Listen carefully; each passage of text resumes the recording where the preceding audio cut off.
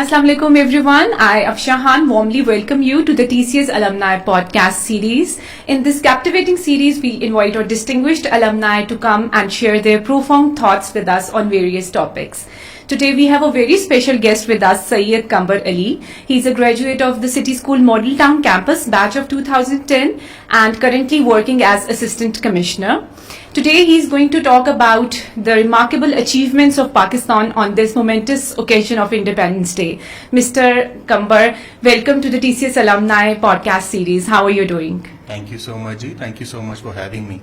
And Alhamdulillah, I'm fine. That's and great. It is indeed an honor and an absolute privilege for providing me this platform actually, where my words, my opinions can inspire thousands of other children to work for the collective welfare of the society. That's great. We're honored to have you and looking forward to hearing your inspiring journey. Please. Ji. Sure, Ji, sure. So my name is Syed Qamber Ali, as you have already mentioned it. And I am a native of Lahore, the city of gardens. I did my primary and secondary education from the city school.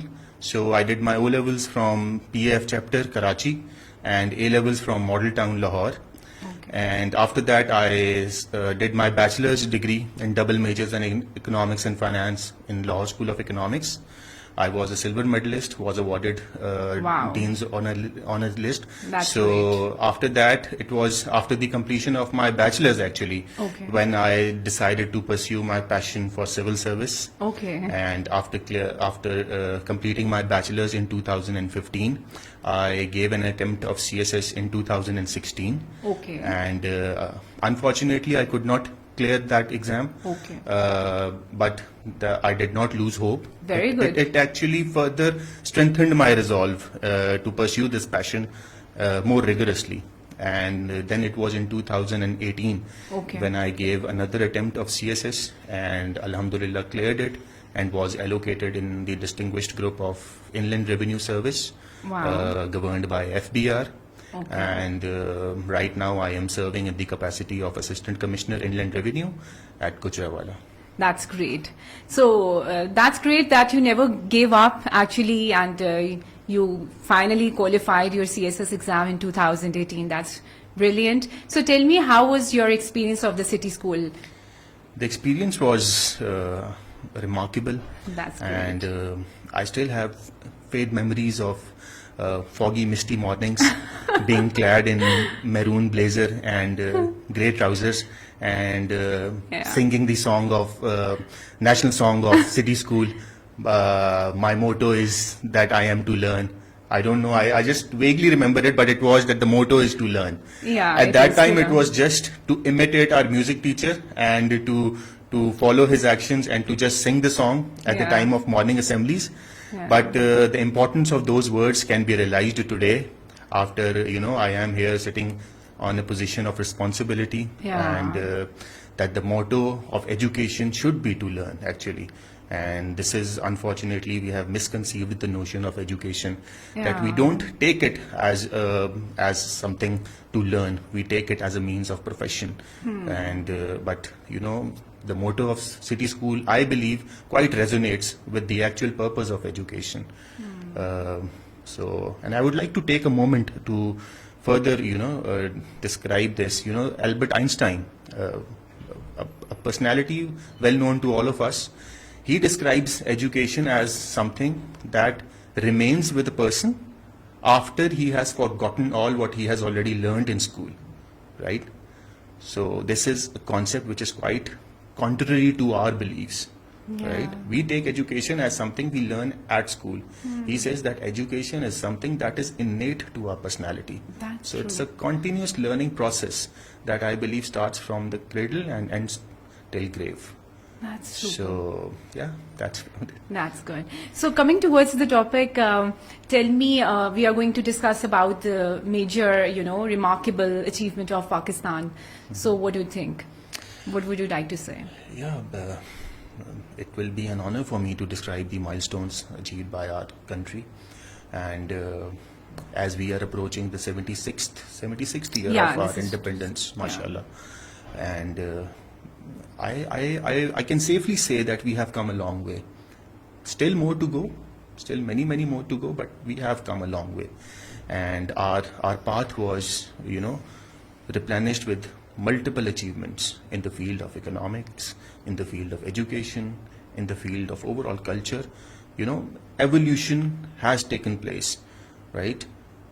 I mean, whether we have been able to adopt it or not is debatable, but yeah, evolution in all spheres of life, I believe, has taken place. So even starting off with education, in education, I believe, the system of education has developed by leaps and bounds. I mean, before the advent of COVID, there was no concept of online working, online classes. Exactly. Right? But with the advent of technology today, we are talking about things like podcasts, things like social media. Exactly. Right? And every information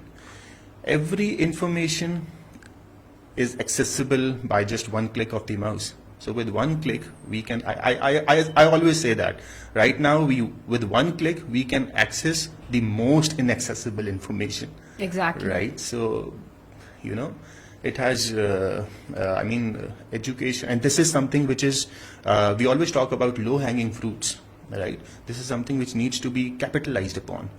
The biggest low-hanging fruit is this technology. Exactly. This artificial intelligence, right? And this is something that is looking into our eyes, and this is the future. This needs to be embedded in our young generation, right? Pakistan, I believe, is a young country with the youth composing of 63% of the total population. And so this is our biggest asset. The biggest asset is our youth, actually, right? They need to be capitalized upon, and they need to be, taught all these nitty-gritties of technology, so that they can also, contribute their bit for the collective welfare of the society. Other than that, again, we can talk about our agriculture. Agriculture is another field which has been diversified right now. Again, if we talk in general, technology is something that has evolved many spheres of our lives, in general, and of our aspects in our country in particular, right? So we talk about agriculture. Again, the advent of technology has evolved our agriculture.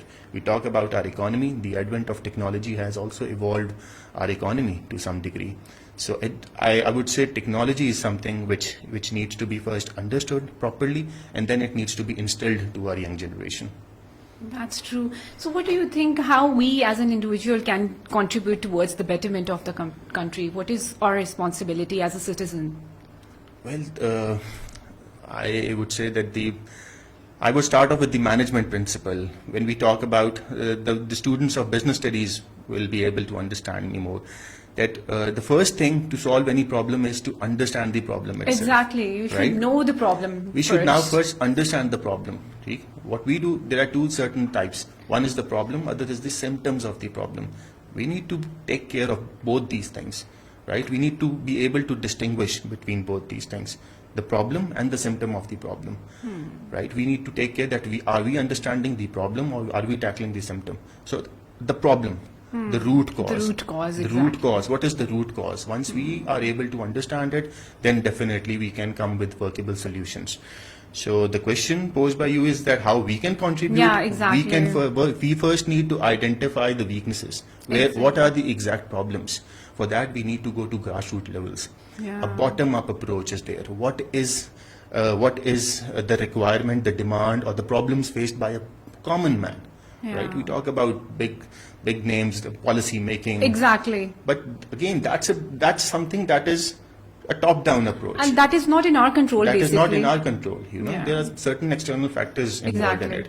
We need to understand the problems of a common man. Exactly. Right? A common man is not interested in fiscal deficit, in balance of payments, or any other, in any other term, any other extracurricular terms like that. Exactly. He needs that his children are properly educated or not. Right? Exactly. He has to ensure a standard of living for himself and his family. So what can we do to provide him, a good standard of living for him and for his family? So yes, in that aspect, we all need to, adopt an inclusive approach, where we need to adopt empathy and compassionate. We need to look ourselves into their shoes, right? What we are demanding for our children, we need to demand for the children of the poor people. Exactly. Right? The poverty is another big problem that is, again, staring into our eyes Corporate right now. social responsibility is very important. It's a collective responsibility, Exactly. right? You can't blame or you can't point out to one single particular department to take care of it, right? Okay. We can't say, we need to change this mindset that the government is there. The government should be responsible to look after the poor people. Why? What is our responsibility, right? The poor people, they are our children. They are also part of this world. They are part of this country, right? So we need to ensure that proper, both equitable and adequate resources need to be provided to them, right? Exactly. Right? What we desire for ourselves, we need to give them equal opportunities also, right? They can be. They can be the future bureaucrats of this country. They can do wonders for their country if they are given proper platforms. Exactly. So I think starting from the root cause, just coming back to a question, we need to go to the grassroots level, right, and understand the problems of the common man, and then try to address them, right, and then try to make an impact in their standard of living. We always say charity begins at home. Exactly. So why not just look around ourselves, right? Look at our domestic staff. Exactly. What are their problems? Just start solving their problems, right? They don't have money to pay for the fees of their children. Just contribute to the children. Yeah. So and start and encourage them to attain education, right? Encourage them to wriggle out of this mindset of slavery and other things.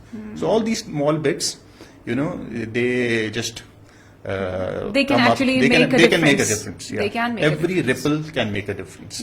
That's true.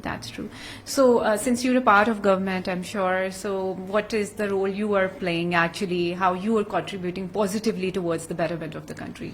So the role of FBR is, the basic role of FBR and the primary responsibility is collection of tax. Okay. So in other words, we are the bread earners and we are definitely, this is something which is the nature of the job is very technical. Yeah. But right now, again, technology has set in. So with the advent of technology, the primary motive of FBR has now changed. So there is a transition now. Okay. It is not only the FBR is not only responsible for collection of taxes. Okay. It is now made a transition, and its now motive is to facilitate the taxpayer, right? Okay, that is great. So we, the marketing concept, it needs to be customer driven. So our customer is basically the taxpayers. We need to facilitate the taxpayer. Exactly. Right. So the basic, every policies, they are basically being formulated with the role, with the sole motive of bridging the trust deficit that exists between the taxpayer and the tax collecting authority. So we are working towards it. We are trying to bridge this trust deficit so that which more is, and I more think, people, very important, I guess. Yeah, definitely. The trust will definitely, everyone will definitely contribute. Yeah, definitely. And, Again, we are the nation who is contributing tremendous amount in charity, right?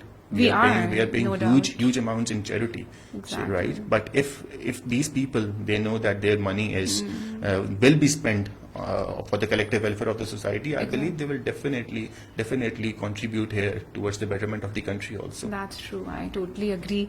So definitely we all should work together, stand together, work for the betterment of the country, and we all should take small steps, individually, and think about the root cause, the problems, and then, identify them first and then work for their solution. So now I would like to talk about the careers, a career path. So as a student, tell me how much is it important to have a clarity and right direction for the student if he wants to pursue a career in civil services? Because lots of people would like to, qualify the CSX exam. So what is your recommendation? Yeah, again, a very pertinent question. So basically, what you just talked about, you said clarity. Clarity. I think this is at the foremost, right? We need to set our path right. As I mentioned in my introduction, it was after the completion of my bachelor's degree that I decided to pursue my passion. The passion was always there, but there was no direction, right? Exactly. So I did not know. I was in a state of flux after completing my bachelor's degree. I did plenty of voices, they used to echo in my ears from different people that you should go for masters. Yeah. You should join a private limited company. You can earn more and things like that. Did you work for private companies? I did my internship in packages. Okay. For around 4 months. Okay. And then I just started my So preparation. it means you had the right direction, that you just thought you had to do the CSS exam and you rigorously worked for it. As I mentioned earlier, the passion was always there. Yeah. Right. I used to admire my family members who are serving bureaucrats. Okay. They are also serving in armed forces. Okay. So the passion was there, the environment was there, but again, there was no direction. Right. I was not having that innate feeling, whether I really want to do it or not. So the first thing is that you need a direction. Exactly. You need clarity, whether you really want to do it or not, right? That if that inner voice basically echoes and it is able to, what would I say, that it is able to shatter your inner self, and if that voice, your inner voice, is able to send down shivers down your spine, then that is your passion. So I would, to all my young audience, I would always suggest them that listen to your inner self, right? Ask yourself, look at yourself in the mirror, ask yourself whether you really want to do it, and if the answer is yes, then go for it. And never give up. And never give up. Just leave no stone unturned. Exactly. The answer is yes, there is a clarity, and even if there is 1% doubt, so I have seen people who have exhausted all their attempts of CSS, but still they have not been able to make it. Why? Because again, the direction was missing. Right? And plus, they're not dedicated. Okay, yeah, exactly. Work hard. Hard work is very important. Dedication, motivation again. So that's great. So in the last, I would like to ask one good advice for the young generation. What it would be? Again, listen to yourself. Listen to yourself. Yeah. Believe in yourself. Right? Believe in yourself. Believe in your capabilities. This is very important. If you believe that you are for the civil service, you are cut out for the civil service, just leave no stone unturned and start preparing for the civil service exam. Again, to take one more moment, civil service exam, it's not only something that you can prepare it in silos or right in isolation. It is something for which you need to prepare right when the moment you have that thought that yes, I have to start preparing it. So it's a continuous process. Exactly. It's not that you can dedicate 3 to 4 months of hard work and then you are good to go for the civil service exam. No. For me, I believe that my educational background, again, the city school has a pivotal role. It has been instrumental in honing my skills and developing my personality as a whole. So all these things, they matter. Your academic background, your degree, your overall personality, your overall mindset and attitude, all these things collectively will ensure your success in civil service or in any other sector. In any other profession, yeah. I believe that it is very important to work with dedication. Hard work is important, and motivation. You should have a support system with you, you can take help from. Thank you so much, Qamber, for coming here, joining us today. And we wish Pakistan a continued success. Thank you very much, everyone, for watching TCS Alumni Podcast series. Allah Hafiz.